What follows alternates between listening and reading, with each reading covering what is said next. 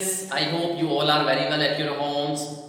Now students, in this video we will start a chapter trigonometric functions. Class 11th का chapter है trigonometric functions, but remember it is not a first chapter. ये first chapter नहीं है, ठीक है। First chapter भी discuss करेंगे but बाद में।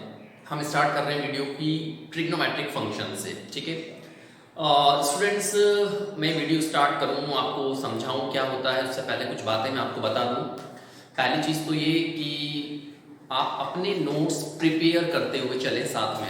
जब मैं यहाँ लिखूंगा तो आप वीडियो पॉज करें और पॉज करके एक रजिस्टर मेंटेन करें, उसके अंदर आप सारी चीज़ें जो है वो नोट डाउन करते हुए चलें, ठीक है। वीडियो पॉज करके नोट कर लीजिएगा उसको। मैं अच्छा प्रॉपर वे में आपको पूरा मटेरियल प्रोवाइड करूंगा यहाँ पर, ठीक है। तो स्टूडेंट्स, क्लास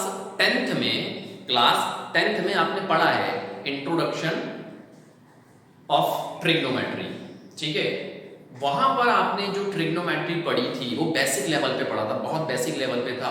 क्लास 11th में जो ट्रिग्नोमेट्री पढ़ोगे इसका लेवल थोड़ा सा अप है, ठीक है। तो क्लास 10th की ट्रिग्नोमेट्री तो काम आएगी ही सही। जो आपने क्लास 10th में पढ़ा था, ट्रिग्नोमेट्रिक रेशियोज आपने वहां पे पढ़े थे, रिलेशनशिप पढ़ा था, साइन क्या होता है, perpendicular upon hypotenuse, base upon hypotenuse, hypotenuse upon base, काफी सारे आपने रिलेशनशिप्स वहां पे पढ़े थे क्लास 10th के अंदर, तो वो आपको याद होना चाहिए। इसके अलावा आपने रेसिप्रोकल रिलेशंस पढ़े थे। साइन किसका रेसिप्रोकल होता है, कॉसेक का। कॉस किसका रेसिप्रोकल होता है, सेक का। इसके अलावा आपने ट्रिग्नोमेट्रिक आइडेंटिटीज पढ़ी हैं। Sine square theta plus cos square theta is equals to 1 plus tan square theta is equals to sec square theta. तो जो भी आपने क्लास 10th में पढ़ा था वो तो आपको याद होना कंपलसरी है, वो तो याद होना चाहिए, ठीक है। अब बात करते हैं क्लास 11th में ट्रिग्नोमेट्रिक फंक्शंस में आपको क्या स्टडी करना है। तो स्टूडेंट्स, चैप्टर तो हमारा ट्रिग्नोमेट्रिक फंक्शन है, बट इस चैप्टर की जो पहली एक्सरसाइज है वो एक्चुअल में एंगल के ऊपर बेस्ड है, मेजरमेंट ऑफ एंगल्स इसके ऊपर बेस्ड है। उसमें ट्रिग्नोमेट्री का ऐसा कोई खास रोल नहीं है इस चैप्टर की फर्स्ट एक्सरसाइज के अंदर। इसमें आप सीखेंगे कि भाई यूनिट क्या होती है एंगल्स की, एंगल को रिप्रेजेंट करने की यूनिट्स क्या क्या है। जैसे अभी तक आपने डिग्री पढ़ा हुआ है, पढ़ा है ना आपने, 60 डिग्री, 30 डिग्री, 45 डिग्री। तो ये जो यूनिट है ये आपने डिग्री में पढ़ा हुआ है। क्लास 11th के अंदर आप यूनिट्स के बारे में और ज्यादा सीखेंगे। इसमें आपको दो टाइप्स की यूनिट्स पढ़नी है, एक तो डिग्री पढ़ना है और एक रेडियन पढ़ना है, डिग्री एंड रेडियन। हालांकि ये तीन होते हैं, एक और होता है ग्रेड, बट वो ग्रेड क्लास 11th में नहीं है, ठीक है। तो हम स्टार्ट करेंगे कहां से, एंगल से। सबसे पहले बात करते हैं कि एंगल क्या होता है। सुनिएगा ध्यान से, सबसे पहले बात चलेगी एंगल के ऊपर। अगर आपसे पूछे कि भाई बताओ एंगल क्या होता है, तो जनरली सुनने को ये मिलता है कि सर 30 डिग्री एंगल है, 40 डिग्री एंगल है, 60 डिग्री एंगल है। तो ये तो एंगल के एग्जांपल आप दे रहे हो, मैं पूछ रहा हूं एंगल की डेफिनेशन क्या है, how we can define an angle. Defined कैसे करोगे आप एंगल को। ज्यादा से ज्यादा बच्चे बोलते सर वो जो बीच में बनता है ना वो एंगल होता है। तो ये कैसी डेफिनेशन हुई, बीच में जो बनता है वो क्या बनता है बीच में। तो पता तो होता है कि एंगल क्या होता है, लेकिन हम उसको डिफाइंड नहीं कर पाते हैं। तो पहले देखते हैं कि एंगल क्या होगा। और जैसे मैंने कहा, ट्रिग्नोमेट्रिक फंक्शन की पहली एक्सरसाइज में आपको सिर्फ एंगल के बारे में ही पढ़ना है, ठीक है। जो आपने पढ़ा था साइन थीटा, कॉस थीटा, ये सब अगली एक्सरसाइज में आएगा, तो वहां पे डिस्कस करेंगे। बट फिलहाल हमें बात करनी है एंगल पे और इसको मेजरमेंट करने की यूनिट्स के ऊपर, ठीक है। तो बात करते हैं एंगल क्या होता है। तो सुनिएगा स्टूडेंट ध्यान से, इवन ये चीज मैं क्लास 10th में बता देता हूँ, क्लास 10th में बता देता हूँ कि एंगल क्या होता है, ठीक है। बट आपको नहीं याद तो सुन लीजिए अच्छे से। सपोज मान लीजिए हमारे पास कोई रे है, क्या है ये, एक रे है, ठीक है, और ये एक दूसरी रे है, ठीक है। दोनों का एक पॉइंट कॉमन है वाला। तो ये वाली जो रे है इसको हम कहते हैं इनिशियल रे। ये है हमारे पास इनिशियल रे, ठीक है। और ये वाली जो रे है इसको हम कहते हैं टर्मिनल रे। ये होती है टर्मिनल रे, और वी कैन से फाइनल रे। बात समझ में आई। तो अब इनिशियल रे और टर्मिनल रे, इनके बीच का जो रोटेशन है, इनका रोटेशन मतलब कि ये चीज, ये जो रोटेशन होता है, इस रोटेशन को हम कहते हैं एंगल। क्या कहा जाता है इस रोटेशन को, एंगल, ठीक है। अब सपोज मान लीजिए इसको हम थीटा से रिप्रेजेंट कर दें, तो एंगल क्या हो गया यहाँ पर, थीटा हो गया। तो तो अब हम इसको डिफाइन करते हैं, कैसे डिफाइन करेंगे देखिएगा ध्यान से। An angle is the measurement या measure of rotation from initial ray to the terminal ray. That's it. ये होती है एंगल की डेफिनेशन। एंगल क्या होता है? रोटेशन होता है। किसके बीच में रोटेशन? इनिशियल रे और टर्मिनल रे के बीच का जो रोटेशन है, उस रोटेशन को हम क्या कहते हैं स्टूडेंट्स? एंगल कहते हैं। अब अगर कोई आपसे पूछे कि एंगल क्या होता है, तो अब ऐसे मत बोलना सर वो बीच में जो बनता है क्या बनता है, वो एक्चुअल में रोटेशन होता है। किसका रोटेशन? इनिशियल रे से टर्मिनल रे के बीच का जो रोटेशन है उसको हम कहते हैं एंगल। क्लियर है अच्छे से एंगल क्या होता है? अब बात करते हैं एंगल जो है ये भी दो तरीके के होते हैं। कहने का मतलब नेगेटिव भी बनता है एंगल और पॉजिटिव भी बनता है। जैसे यहां पर मैंने एरो बनाया हुआ है। क्या बनाया? एरो। और आप खुद देखो ये जो एरो है ये एंटी क्लॉकवाइज है। क्या है? Anti clockwise. तो एज अ नोट मैं यहां पे लिख देता हूं, एज अ नोट, अगर रोटेशन एंटी क्लॉकवाइज है, first point, if rotation is anti clockwise, anti clockwise, अगर रोटेशन एंटी क्लॉकवाइज है तो एंगल पॉजिटिव बनता है।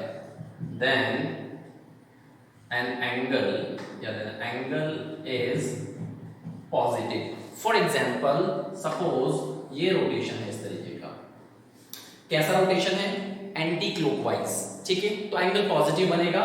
मतलब अगर सपोज मान लीजिए ये 60 डिग्री है तो ये पॉजिटिव 60 डिग्री होगा। क्या होगा? Positive 60 degree. ये पॉजिटिव है, पॉजिटिव 60 डिग्री। बट अगर मान लीजिए रोटेशन जो है वो क्लॉकवाइज है, रोटेशन कैसा है? क्लॉकवाइज। तो मैं शॉर्ट में लिख देता हूं, अगर रोटेशन क्लॉकवाइज है तो अब जो एंगल बनेगा वो नेगेटिव एंगल बनेगा। नेगेटिव एंगल मतलब कुछ ऐसा, सपोज इस टाइप से। अब ये जो रोटेशन हो रहा है ये क्लॉकवाइज है। कैसा है? क्लॉकवाइज। अब एंगल नेगेटिव बनेगा। अब सपोज मान लो ये अगर 60 डिग्री है तो ये नेगेटिव का है, नेगेटिव 60 डिग्री होगा। थीटा है और अगर रोटेशन आपका क्लॉकवाइज है तो थीटा नेगेटिव बनेगा। मतलब कुछ ऐसा, ये माइनस थीटा होगा क्योंकि ये एंटी क्लॉकवाइज है। तो याद रखें फंडा क्या है? फंडा ये है कि अगर क्लॉकवाइज है तो एंगल नेगेटिव बनता है और अगर एंटी क्लॉकवाइज है तो एंगल पॉजिटिव बनता है। बात समझ में आ गई अच्छे से? तो मैंने आपको दो बातें बता दी अभी तक, एक तो एंगल क्या होता है और दूसरी बात कब एंगल पॉजिटिव बनेगा और कब एंगल नेगेटिव बनेगा। बात समझ में आ गई? अब बात करते हैं यूनिट के ऊपर कि जो हम ये मेजर कर रहे हैं इसकी यूनिट क्या क्या हो सकती है। तो देखते हैं यूनिट्स। नाउ स्टूडेंट्स अब देखते हैं यूनिट्स कि भाई जो एंगल हमने सीखा उसकी क्या क्या यूनिट्स हो सकती हैं। तो क्लास 11th में दो टाइप्स की यूनिट्स आपको पढ़नी है स्टूडेंट्स। एक तो आपको पढ़ना है इन डिग्री और एक आपको पढ़ना है इन रेडियन। हालांकि एक और होता है इसको हम ग्रेड बोलते हैं और ये क्लास 11th में नहीं है, एक होता है ग्रेड बट ये क्लास 11th में नहीं है। आपको 11th में दो ही पढ़ने हैं, डिग्री एंड रेडियन। ठीक है, अच्छा मोर ओवर यहाँ पर एक बात और, इनके दूसरे नाम भी हैं। जो डिग्री सिस्टम होता है इसको हम बोलते हैं, मैं यहाँ लिख देता हूँ, ऑब्लिक लगा के लिख रहा हूँ, ठीक है, इसको हम बोलते हैं सेक्साजेसिमल सिस्टम। इसी का दूसरा नाम, इसी को ही हम बोलते हैं इंग्लिश सिस्टम। यही क्या होता है? English system. हालांकि जो फेमस है वो डिग्री है, नाम जो पॉपुलर जाता है वो है डिग्री। ठीक है, इवन ये दोनों नाम भी हैं बट ये बहुत रेयरली यूज होते हैं। इवन एनसीईआरटी में नाम ही नहीं है। एनसीईआरटी बुक में आप देखेंगे तो ये नाम आपको मिलेंगे ही नहीं, आई थिंक। ठीक है, रेडियन, रेडियन को हम बोलते हैं सर्कुलर सिस्टम। ये क्या होता है? Circular system. और ये फ्रेंच सिस्टम होता है एक्चुअल में। क्या होता है ये? French system. ठीक है। और ग्रेड, वैसे तो ग्रेड है नहीं आपके सिलेबस में, बट फिर भी इसका दूसरा नाम होता है सेंटिसिमल।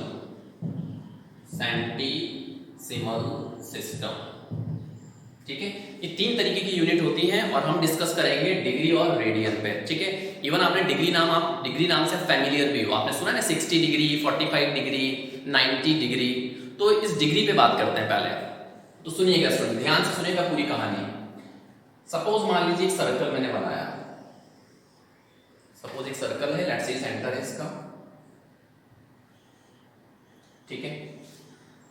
तो आपने 10th में 9th में काफी बार सुना भी होगा और आपको पता भी होगा, 1 complete revolution is equals to 360 degree. सुन रखा है आपने? एक कंप्लीट रिवॉल्यूशन का मतलब क्या होता है? 360 डिग्री।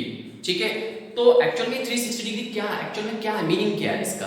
मीनिंग ये है, सपोज मान लो ये जो सर्कल है इसके मैं 360 पीसेस कर दूं, टुकड़े कर दूं। कितने? 360। मतलब कुछ ऐसे, सपोज 1 2 इस तरीके से आप कितने इसके पीस कर दो? 360 पीस कर दो।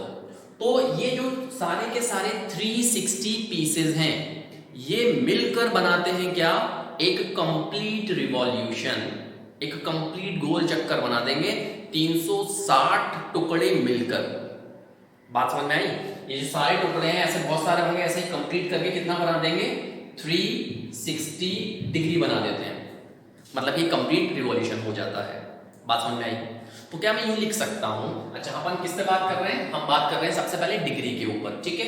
तो अगर मैं ऐसा लिखूं, ये फर्स्ट हमारा चल रहा है, अब डिग्री एक एक करके डिस्कस करेंगे इनको। डिग्री में हम यूं कह सकते हैं कि 1 complete revolution is equals to 360 degree. Degree ऐसे बनाते हैं ऊपर, तो एक कंप्लीट रिवॉल्यूशन का मतलब 360 डिग्री। ठीक है। And what about 1 degree? अगर हम बात करें 1 डिग्री पर, तो उस 1 डिग्री का मतलब क्या है? तो आप गौर से देखिएगा। सपोज मान लीजिए ये जो हिस्सा है ये है हमारे पास 1 डिग्री, ये है 1 डिग्री। इसके फर्दर आप 360 टुकड़े कर दो, 360 पीसेस कर दो वापस से। मतलब इसके भी कितने पीस करते हैं हम? अगेन 360 पीसेस करते हैं। तो 1 डिग्री का मतलब कितना रिवॉल्यूशन हो गया? तो सुनिएगा, 1 डिग्री का मतलब क्या हुआ? तो 1 डिग्री का मतलब हुआ 1/360th of complete revolution. Complete revolution 1 degree का मतलब क्या हुआ? 1/360th, मतलब कि इस पूरे का कितना हिस्सा? इस पूरे का 1/360th हिस्सा, ये कहलाता है 1 डिग्री। 1 डिग्री का मतलब ये है। मतलब अगर पार्ट वाइज बात करें तो 1/60th पार्ट जो है ये कहलाएगा 1 डिग्री। हालांकि इसका कोई ज्यादा यूज नहीं है, बट ओनली फॉर नॉलेज मैं आपको बता रहा हूं कि हाँ भाई 1 डिग्री इतना होता है। बात समझ में आ गई अच्छे से कि डिग्री क्या होता है और 1 कंप्लीट रिवॉल्यूशन कितना डिग्री होता है? 360 डिग्री होता है। बात समझ में आ गई? इवन डिग्री से आप लोग फैमिलियर भी हैं, कुछ नई चीज नहीं है आपके लिए डिग्री, पर थोड़ा सा डिटेल में मैंने आपको बता दिया कि भाई 1 कंप्लीट रिवॉल्यूशन 360 डिग्री क्यों होता है। क्योंकि अगर आप 360 पीसेस करते हैं तो सारे मिलकर बना देंगे एक कंप्लीट रिवॉल्यूशन। और उसका भी अगर अपन 1 डिग्री पे बात करें तो 1 डिग्री क्या होगा? 1/360th part of a complete revolution is called 1 degree. बात समझ में आई?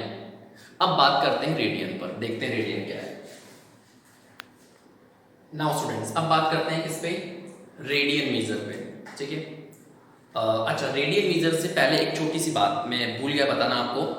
डिग्री मीजर में मैंने आपको बता दिया 1 complete revolution is equals to 360 degree होता है। बात समझ आई? डिग्री सिस्टम के अंदर स्टूडेंट्स फर्दर हम एंगल्स को कैलकुलेट करते हैं किस यूनिट में? मिनट एंड सेकंड्स के अंदर। मिनट्स एंड सेकंड्स के अंदर उसको फर्दर एक्सप्रेस किया जा सकता है एंगल को।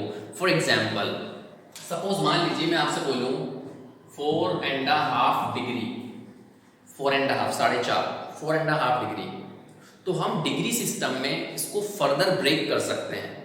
उसके लिए आपको एक लिंक मैं आपको प्रोवाइड कर रहा हूं, याद रखिएगा 1 degree is equals to 60 minute. 1 degree में कितना मिनट होगा? 60 मिनट होगा। जैसे मैंने अभी बताया ना आपको, 1 डिग्री का मतलब क्या होता है? 1/60th part. तो उसको हमने रिप्रेजेंट किया किससे? 60 मिनट से। अब मिनट को रिप्रेजेंट करने के लिए हमारे पास सिंबल है 60 और एक डैश आप लगा देंगे, तो 1 डिग्री में कितना मिनट हो गया? 60 मिनट हो गया, ठीक है। और 1 मिनट में जो नॉर्मल जो कैलकुलेशन होती है, वॉच वाली जो कैलकुलेशन है भाई, 1 घंटे में कितने मिनट होते हैं? 60 होते हैं। 1 मिनट में कितने सेकंड होते हैं?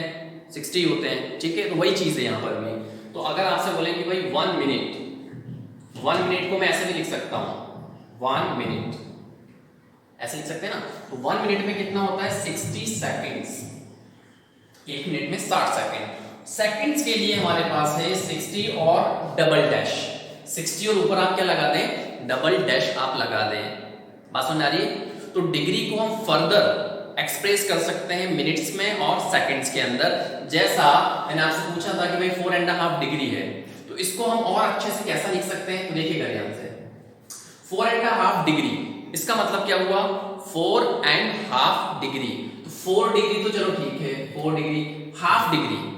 अब हाफ डिग्री का क्या मतलब निकला? तो आप देखिए, 1 डिग्री में 60 मिनट होता है, 1 डिग्री में 60 मिनट, तो हाफ डिग्री में कितना हो जाएगा? 30 मिनट्स। तो 4.5 डिग्री को हम क्या लिख सकते हैं? 4 डिग्री 30 मिनट्स। बात समझ में आई?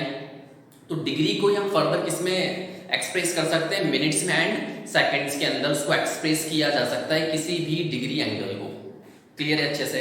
ठीक है, नोट कर लेना। तो 4.5 को आप 4 डिग्री एंड 30 मिनट्स ऐसा लिख सकते हैं।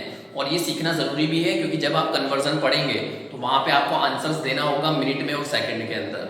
तो ऐसा नहीं कि आप इसको सिर्फ ऐसे ही छोड़ देंगे, ऐसे छोड़ दोगे तो मार्क्स नहीं मिलेंगे आपको। इसको आपको फर्दर मिनट्स में और सेकंड्स के अंदर लेके जाना होगा। तो जैसा मैं इसको मिनट्स के अंदर लेके गया, 4 डिग्री एंड 30 मिनट्स है। बात समझ में आ गई अच्छे से? वही लॉजिक है, मिनट को आवर्स में कन्वर्ट करना, आवर्स को मिनट में, मिनट को सेकंड में, वही सेम लॉजिक लगेंगे यहाँ पर भी, तो घबराने की जरूरत नहीं है। तो ये तो बात हो गई डिग्री। अब बात करते हैं रेडियन पे। तो देखिएगा भाई, रेडियन में एक्चुअल में होता क्या है? सपोज मान लीजिए मेरे पास एक यूनिट सर्कल है। क्या है? एक यूनिट सर्कल जिसकी रेडियस 1 है। सपोज ये एक यूनिट सर्कल है और इसकी रेडियस कितनी है? 1 यूनिट। 1 यूनिट इसकी रेडियस मैं लिख देता हूं। जो रेडियस कंसीडर करेंगे वो है 1 यूनिट। और 1 यूनिट का मतलब कुछ भी हो सकता है, 1 मीटर, 1 सेंटीमीटर, ठीक है, यूनिट कुछ भी हो सकती है वहां पर। तो 1 यूनिट का ये क्या है? एक सर्कल है। यहां पर सपोज मान लीजिए यहां से लेके यहां तक, लेट से यहां तक, ये जो आर्क है, कौन? आर्क, मतलब ये जो लेंथ ऑफ आर्क है, सपोज इसकी भी लेंथ 1 यूनिट है। इसकी भी लेंथ क्या है? आर्क ऑफ, या length of arc, length of arc, ये भी कितनी कंसीडर करेंगे? 1 यूनिट।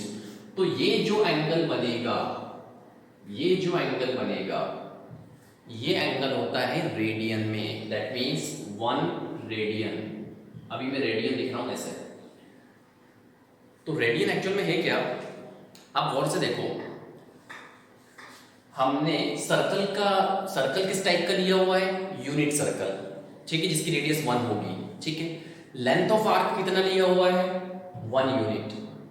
तो एंगल कितना बना? 1 रेडियन। तो पता क्या चला? पता ये चला कि जितनी लेंथ ऑफ आर्क होती है, समझना नहीं बात, जितनी लेंथ ऑफ आर्क है हमारे पास, यहाँ पे लेंथ ऑफ आर्क कितना है? 1 यूनिट। तो एंगल भी कितना बनेगा? 1 रेडियन। एंगल भी किसमें बनेगा? आपका रेडियन के अंदर बनेगा। हम इसको डिफाइंड कर सकते हैं। कैसे डिफाइन करेंगे? सुनिएगा ध्यान से, कि रेडियन इधर जो होता है, an angle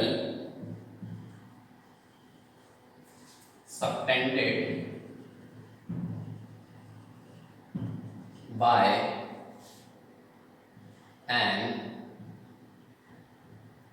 arc of length 1 unit at the center of unit circle is called 1 radian. ये हमने रेडियन को डिफाइन कर दिया कि 1 रेडियन का मतलब क्या हुआ कि कोई आर्क है जिसकी रेडियस कितनी है, सॉरी एक आर्क है जिसकी लेंथ कितनी है 1 यूनिट, ये सेंटर पर एंगल सबटेंड करेगी, ठीक है। तो जो सेंटर पर जो एंगल बनेगा वो 1 रेडियन का बनेगा। सर्कल कैसा होना चाहिए, यूनिट सर्कल। सर्कल यहाँ पर यूनिट सर्कल रहेगा। बात समझ में आ गई अच्छे से। तो इसको हम कहते हैं क्या, रेडियन। अब रेडियन को रिप्रेजेंट करने के लिए हमारे पास एक सिंबल है। सिंबल क्या है, 1 रेडियन को हम लिख सकते हैं 1 और ऊपर आप क्या लगाते हैं, सी क्यों लगाते हैं, क्योंकि मैंने अभी आपको बताया रेडियन सिस्टम का जो दूसरा नाम है वो होता है सर्कुलर सिस्टम। तो सर्कुलर से सी निकाला गया है, तो आप 1 पे क्या लगाए यहाँ पर, सी। ये रिप्रेजेंट करेगा किसको, रेडियन को। तो 1 रेडियन इज इक्वल्स टू कितना, इसको कैसे रिप्रेजेंट कर सकते हैं, 1 और ऊपर आप सी लगा दें। बात समझ में आ गई, ठीक है। अब बात करते हैं डिग्री में और रेडियन में कनेक्शन क्या है। इन दोनों में कोई ना कोई रिलेशन तो होगा आपस में, तो रिलेशन हम स्टैब्लिश कर सकते हैं। इवन मैं आपको डायरेक्टली भी बता सकता हूं, लेकिन मजा नहीं आएगा, ठीक है। तो मैं आपको पूरा बेसिक से बता रहा हूं कि रिलेशन क्या होता है किसमें, डिग्री में और रेडियन के अंदर। सुनिएगा ध्यान से, ये चीज तो समझ में आ गई आपके अच्छे से कि रेडियन का मतलब क्या है, ठीक है। चलिए अब रिलेशनशिप पे बात करते हैं, ठीक है, नोट कर लेना आप। अब रिलेशनशिप पे बात करते हैं कि डिग्री में और उसमें रिलेशन क्या है। सुनिएगा भाई ध्यान से। मैंने यहां पर लेंथ कितनी ली थी, 1 यूनिट, तो एंगल कितना बना, एंगल बना 1 रेडियन। अगर मैं यहां तक बढ़ा दूं, सपोज 1 यूनिट लेंथ और बढ़ा दी, तो टोटल लेंथ ऑफ आर्क कितनी हो गई, यहां से लेके यहां तक अगर आप बात करो तो टोटल लेंथ कितनी हो गई, 2 यूनिट। टोटल लेंथ कितनी हो गई, 2 यूनिट हो गई। बात समझ आ रही है। तो अब यहां पर ये जो एंगल बनेगा इतना, ये पूरा एंगल, ये कितना रेडियन बनेगा, ये 2 रेडियन बनेगा। कितना रेडियन बनेगा, 2 रेडियन। जैसे जैसे आप लेंथ ऑफ आर्क इंक्रीज करोगे वैसे वैसे आपका रेडियन एंगल बढ़ता चला जाएगा, ठीक है। मैंने कितनी लेंथ ऑफ आर्क ली, 2 यूनिट, तो एंगल कितना बनेगा, 2 रेडियन। एंगल कितना बन जाएगा, 2 रेडियन। अब जरा आप ऑब्जर्व करो थोड़ा सा, अगर मैं लेंथ ऑफ आर्क पूरा कंसीडर कर लूं, मतलब पूरा सर्कमफेरेंस कंसीडर कर लूं, तो फिर क्या होगा, तो हमें मिलेगा relation between degree and radian. समझ में आ रहा है मैं क्या कहना चाह रहा हूं, मैं ये कहना चाह रहा हूं कि जब हमने लेंथ ऑफ आर्क 1 यूनिट ली तो एंगल 1 रेडियन बना। जब मैंने लेंथ ऑफ आर्क को 2 यूनिट करा तो एंगल 2 रेडियन बना। अगर मैं पूरा सर्कल ही कंसीडर कर लूं, पूरा सर्कमफेरेंस कंसीडर कर ले, तो अब रेडियन में एंगल कितना बनेगा, सुनिएगा ध्यान से। अगर हम एक पूरा कंप्लीट सर्कमफेरेंस ले लें, देखना भी ध्यान से, सर्कमफेरेंस ऑफ सर्कल क्या होता है, 2 पाई r। फॉर्मूला होता है सर्कमफेरेंस का 2 पाई r, ये होता है 2 पाई r। तो जब ये पूरा 2 पाई r है तो रेडियन में एंगल भी कितना बनेगा, 2 पाई r। रेडियन में एंगल भी कितना बनेगा, 2 पाई r रेडियन में, ठीक है भाई। तो अगर सर्कमफेरेंस इतना है 2 पाई r, या फिर मैं इसको ऐसे लिख लूं कि जो लेंथ ऑफ आर्क है, लेंथ ऑफ आर्क वो किसके इक्वल है, पूरा सर्कमफेरेंस के इक्वल है। सर्कमफेरेंस कितना होता है, 2 पाई r, तो एंगल कितना बनेगा in radian, then angle in radian is also equals to 2 pi r। r क्या है, रेडियस कितनी दी थी, 1 यूनिट। मतलब r की जगह पे अगर मैं 1 रख दूं, r की जगह पर अगर मैं क्या रख दूं, 1 रख दूं, तो कितना मिलेगा, 2 पाई। कितना मिलेगा, 2 पाई। 2 पाई ये क्या चल रहा है, लेंथ ऑफ आर्क, सर्कमफेरेंस, ठीक है। ये सारी चीजें चल रही है पूरी की पूरी। रेडियस की वैल्यू 1 रख दी हमने तो हमें 2 पाई मिल गया। बात समझ आई। तो इसका मतलब सर्कमफेरेंस जो था वो किसके इक्वल आ गया, 2 पाई के। सर्कमफेरेंस का मतलब क्या हुआ, सर्कमफेरेंस का मतलब हुआ कंप्लीट रिवॉल्यूशन। सर्कमफेरेंस का मतलब पूरा कंप्लीट रिवॉल्यूशन। तो सर्कमफेरेंस के इक्वल्स टू में मैं कंप्लीट रिवॉल्यूशन लिख सकता हूं, कंप्लीट रिवॉल्यूशन। एक कंप्लीट रिवॉल्यूशन मतलब कि सर्कमफेरेंस, और ये किसके इक्वल आया, 2 पाई के। और कंप्लीट रिवॉल्यूशन को क्या में 360 डिग्री लिख सकता हूं। यस, लिख सकते हैं। कंप्लीट रिवॉल्यूशन में कितना एंगल बनेगा इन डिग्री, 360 डिग्री। तो इसका मतलब इसकी जगह पर मैं क्या लिख सकता हूं, 360 डिग्री इज इक्वल्स टू 2 पाई। कहानी खत्म हो गई, रिलेशन आ गया हमारे पास। भाई ये 2 पाई तो रेडियन में था ना, 2 पाई सी लगा लो, सी मतलब रेडियन। तो 2 पाई इज इक्वल्स टू कितना मिला, 360 डिग्री। बात समझ में आई? तो ये हमें एक रिलेशन मिल गया और मैं इसको ऐसे भी लिख सकता हूं, 2 pi is equals to 360 degree. ये 2 पाई रेडियन में है और ये डिग्री में है। That means we have a relation between degree and radian and that is 2 pi radian is equals to 360 degree. और स्टूडेंट्स याद रखें, पाई जो होता है ये अपने आप में रेडियन वैल्यू को रिप्रेजेंट करता है। जब भी आपको एंगल में कहीं पर भी पाई दिखे, फौरन समझ जाएं कि ये एंगल इन रेडियन है। समझ में आ रही बात? जब भी आपको एंगल किस फॉर्म में मिले, पाई की फॉर्म में मिले, तो आप समझ जाएं कि ये एंगल हमें रेडियन में दिया हुआ है। ठीक है, तो ऐसे बार बार ऊपर सी लगाने की जरूरत नहीं होती। अभी तो स्टार्टिंग है, इंट्रोडक्शन आप पढ़ रहे हैं, इसलिए मैंने वहां पे सी लगाया हुआ है। अदरवाइज आपको सी लगाने की जरूरत नहीं होती जब पाई वहां पे लिखा हुआ हो तो। क्लियर है अच्छे से? और देखो यहां से मैं बहुत सारे रिलेशन डेवलप कर सकता हूं। मैं अगर पाई की वैल्यू निकालूं तो यहां से पाई कितना हो जाएगा, यहां से अगर हम पाई फाइंड करें तो पाई कितना हो जाएगा, 360 upon 2, 360 degree upon 2 that is 180 degree. इसका मतलब pi is equals to 180 degree. याद रखना पाई रेडियन में है और 180 डिग्री में है। तो पाई रेडियन में कितना डिग्री होता है, 180 डिग्री होता है। आई होप ये आपकी समझ में आ गया होगा। तो रेडियन हमने पढ़ लिया स्टूडेंट्स और डिग्री हमने स्टडी कर लिया इस वीडियो के अंदर। इंट्रोडक्शन वीडियो है स्टूडेंट्स, क्वेश्चंस अभी नहीं आएंगे इस वीडियो के अंदर। क्वेश्चंस हम नेक्स्ट वीडियो में डिस्कस करेंगे। Till then thank you so much.